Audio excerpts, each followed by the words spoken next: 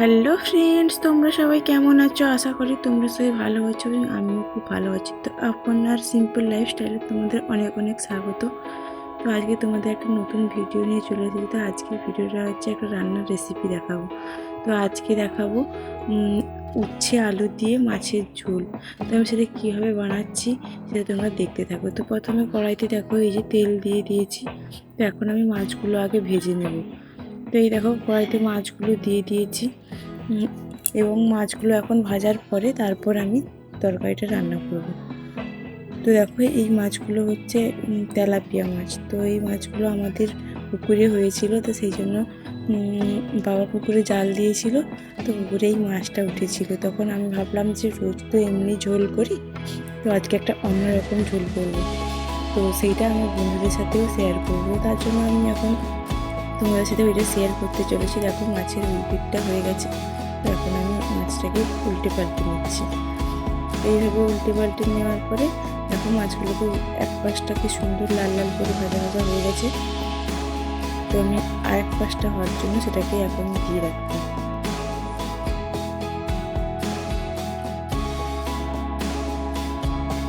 তো দেখো এক পাশটা হয়ে গেছে, এখন আমি উল্টে পাল্টে নিচ্ছি আর একটা পাশের জন্য।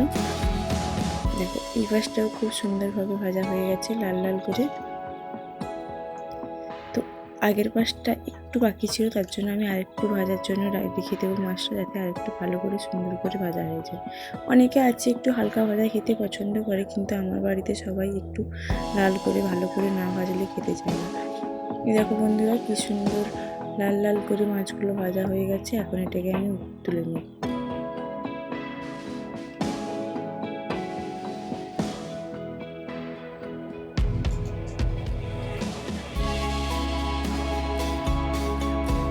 দেখো বন্ধুরা এখন আমি মাছগুলোকে সবগুলো তুলে নিয়েছি। তো ওই তেলের মধ্যে আবার মাছগুলো আমি ছেড়ে দেবো। কয়েকটা মাছ যে আছে সেই মাছগুলো কয়েকটা মাছ ভেজে নেওয়ার জন্য আমি ছেড়ে দেবো। তো এই মাছগুলো এখন ভাজা ভাজা হবে। তো এই মাছগুলো ভাজা হতে হতে এখন তোমাদের সাথে আমি কিছু কথা বলি। বন্ধুরা তোমরা সবাই কে কেমন আছো বলো, এবং আমার ভিডিওটা দেখতে অনেক ভালো লাগে অবশ্যই কমেন্ট করে জানাবে। আমাকে প্লিজ প্লিজ একটু সাপোর্ট করতে থাকো, যাতে আমি আরও এগিয়ে যেতে পারি। তোমাদের সাপোর্ট না থাকলে কখনোই আমি এগোতে পারবো না। তো দয়া করে প্লিজ প্লিজ আমাকে একটু সাপোর্ট করো। দেখো এই মাছগুলো আমার এখন ভাজা হয়ে গেছে। এখন আমি এই মাছগুলোকে তুলে নেব। দেখো বন্ধুরা এখন আমার প্রায় সব মাছই ভাজা হয়ে গেছে। এই দেখতে পাচ্ছি সব লাল লাল করে ভেজে নিয়েছি।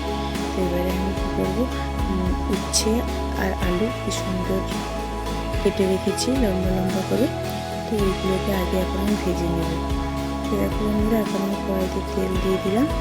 তেল দিয়ে এখন এই মাছগুলো উচ্ছে আলুগুলোকে আমি এখন ভেজে নেব। দেখো উচ্ছে আর আলু একসাথে দিয়ে দেবো, কারণ ওটা একটু হালকা ভাজা হবে, যাতে আমার উচ্ছেটা খুব তেতো না লাগে। তার জন্য আমি হালকা করে ভেজে নেব।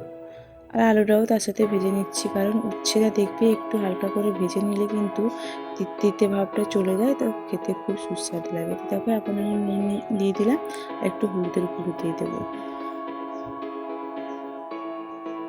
দিয়ে একটু ভালো করে নাড়াচাড়া করে আমি একটু হালকা ভাজা ভাজা করে নেব।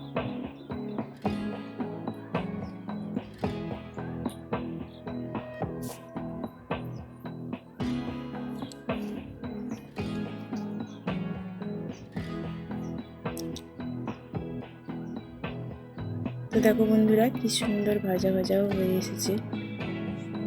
এই যে হালকা হালকা ভাজা ভাজা হয়ে গেছে। তো এখন আমি এটাকে নামিয়ে নিলাম।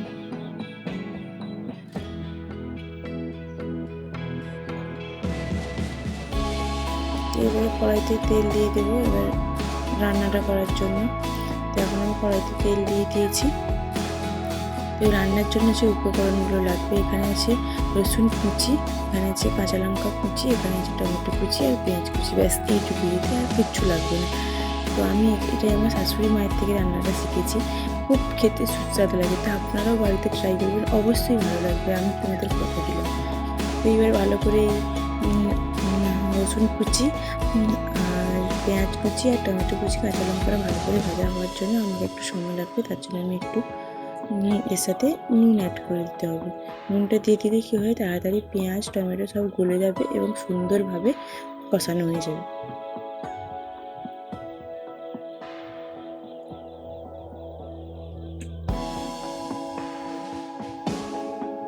দেখো বন্ধুরা, এখানে টমেটো আর পেঁয়াজ সবগুলোকে আমি ভালো করে নাড়াচাড়া করে নিলাম।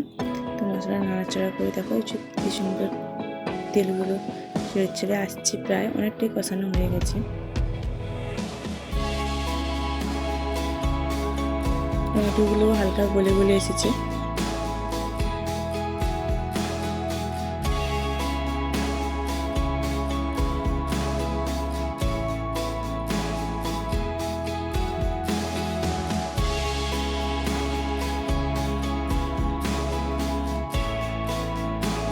আবারও ভালো করে নাড়াচাড়া করে নেব। এইভাবে মশলায় কষাতে থাকতে হবে তখন না পেঁয়াজটা লাল লাল হয়ে ভাজা ভাজা হয়ে আসছে।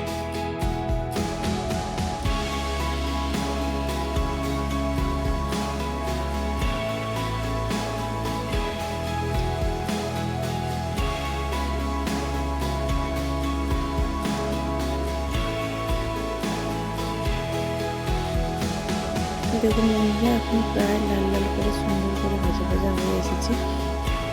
এবারে আমি এর সাথে হলুদ গুঁড়ো আর লঙ্কার গুঁড়ো দিয়ে দেবো।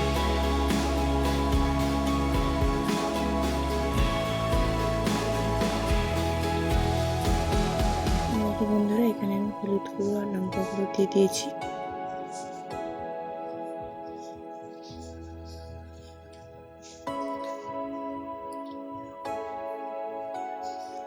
একটু ভালো করে নাড়াচাড়া করে মশলাটাকে কষিয়ে নিতে হবে।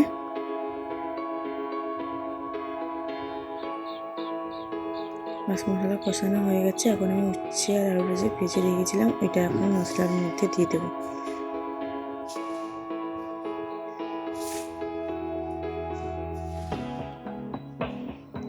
ভালো করে নেড়ে ছেড়ে নেব একটু ভালো করে। এখানে আমি কোনো জল অ্যাড করিনি, আপনারাও কোনো জল অ্যাড করবেন না।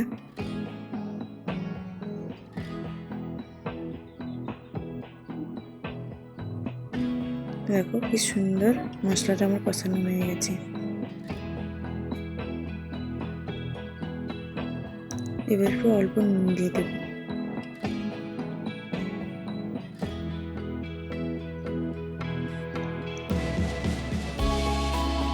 এবারে আমি মশলা প্রায় কষানো হয়ে গেছে। এবারে আমি এর মধ্যে জল দিয়ে দেব।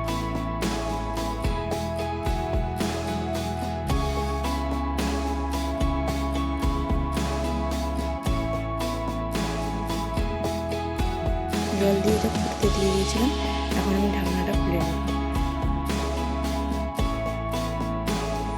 দেখুন বন্ধুরা, এখন আলুগুলো প্রায় সেদ্ধ হয়ে গেছে। আর খুন্তি দিয়ে চেপে চেপে দেখে নিলাম। তো এবারে আমি কী করবো, এখন মাছগুলো দিয়ে দেবো এর মধ্যে।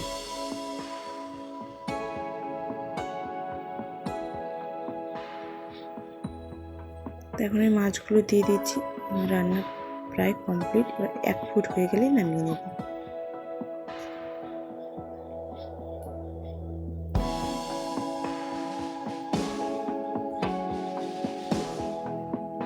দেখুন বন্ধুরা, এখন পুরো একদম কমপ্লিট হয়ে গেছে রান্না।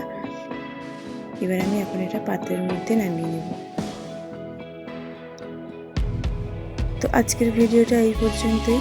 আবার দেখা হবে তোমাদের সাথে নেক্সট ভিডিও। ততক্ষণ সবাই ভালো থাকবে, সুস্থ থাকবে।